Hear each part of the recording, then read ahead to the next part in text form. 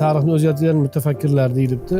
Har xil soha mutaxassislari mana rasm bor ekan nima edi? 30 ta kitob, aynan mana shu narsalarni amalga oshirish, shunaqa ishlarni qilish. Bizda ham niyatlarimiz bor edi. Biz endi boshqa ishlar bilan band bo'ldikda, bular biz o'ylab yurgan ishlarni juda go'zal tarzda ro'yobga chiqarishibdi. Menga shu kitobning mualliflari bu g'oya haqida 3 yil oldin aytishgan edi. 30 ta kitob, 30 ta shaxsiyat buni davom bo'ladi inshaalloh. Bu yerda endi islom ulamolari ham bor, ilm-fan namoyandalari bor.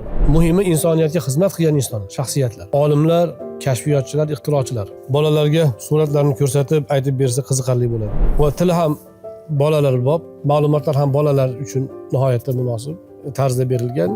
Haligindek o'zimiz gapimizni qator 1 soat gapirgandan ko'ra shu bitta kitobni o'qib bersak, mumkin ko'proq natija bo'ladi. Aytdik-ku, solihlarni, yaxshi insonlarni, olimlarni hayotini o'rga o'qitish eng zo'r namuna.